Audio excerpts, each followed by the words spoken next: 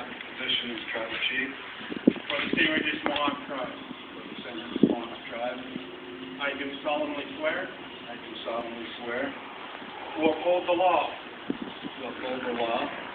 customs and traditions of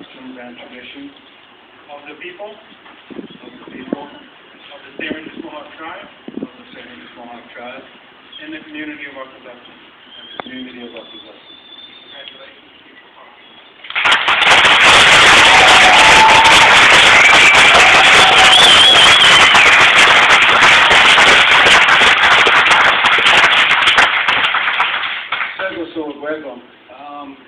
I'd like to start off by saying hello to everyone who cast a vote in this year's St. Regis Mohawk tribal election. I've always been a firm believer that in order to initiate change, you have to be involved. It is important to have your voice heard, and it's also, I feel, it's very important that the wind stops blowing.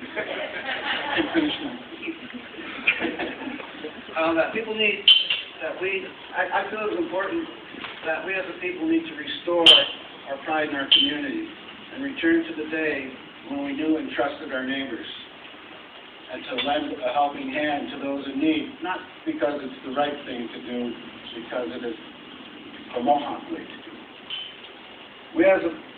There are so many people that I would like to thank, but because I've only been allotted 7 minutes to give my comments, and if I leave anybody out, don't get mad or offended. It's David's fault. Oh, he told me I could have 8. Most of my jokes take longer than that. Family is very, very important to me. I'd like at this time to acknowledge my mother, Martha, my sisters, Dawn, Dougie, and Dion, my brothers, Kevin and Joe, my mother-in-law, Lorraine, and my sister-in-law, Sarah, and to my children, whom I love and would do anything. Ganita Jaza, Ganidina, Araya, and Ryan, because they've always been supportive of me in my decision to do whatever crazy thing I've ever tried to do. Some of them are a lot crazier than this, but they've always been there, and I've been there for them. When they say that behind every good man there is a better woman, I would like to say that I have probably the best wife in existence. She's always been there for me through thick and thin, good times and bad, more good than bad. And there's no stronger woman alive that would be able to put up with somebody like me. I gave you my heart and soul 18 years ago, and we're still here together. And though I don't always say it, I love you very much.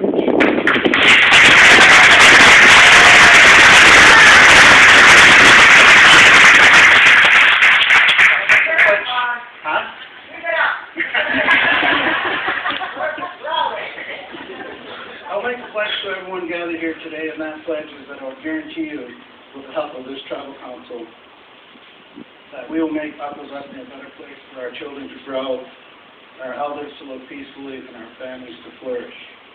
I believe that this is a very attainable goal. I believe that it's time that the tribe use our advantage as a tribal government and work in conjunction with our local businesses to create well-paid, meaningful jobs. To do that, there are many things that need to happen. I believe that one of those pressing issues affecting our community right now is the need for low-cost electrical power.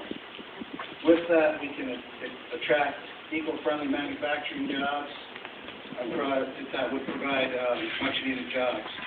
There are those who say that will never happen, but I say today that day is coming, and we need to be ready to raise the possibility of owning and operating our own electrical utility.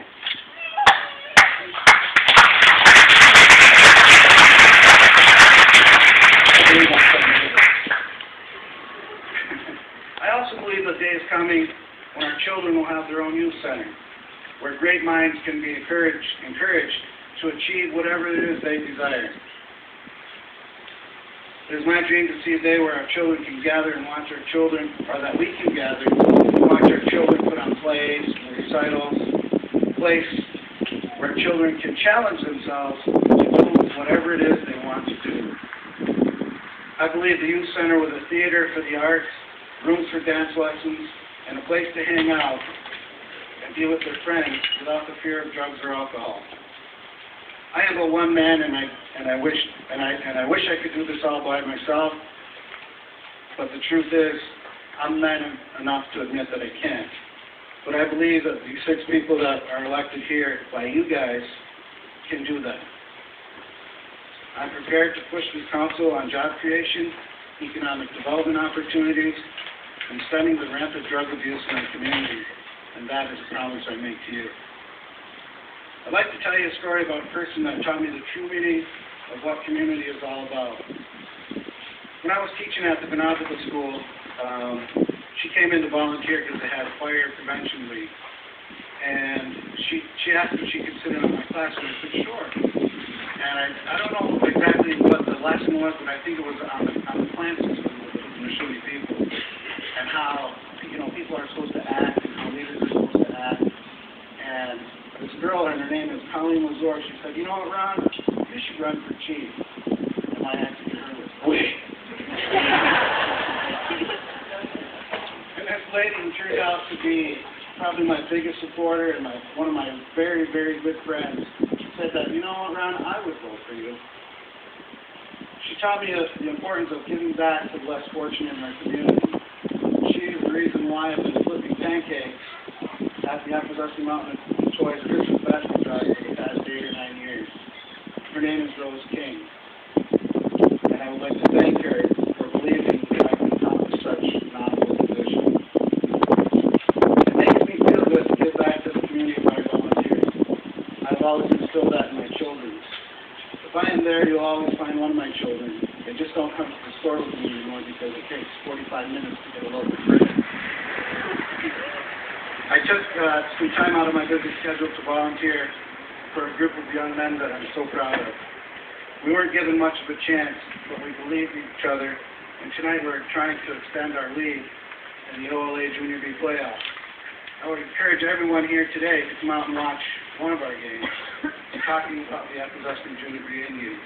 These guys are a shining example of what hard work and dedication can do to achieve. I would also like to thank the staff of the Appleton Boys and Girls Club. That is a great place for our children to go.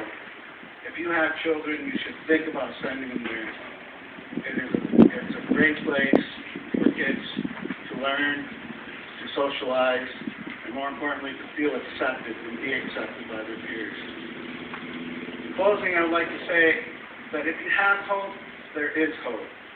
When my time has come to move on in 3, 6, or 9 years, I would like each and every one of you sitting here to say, Ron LaFrance did what he promised, and that was to help make Appleton a better place.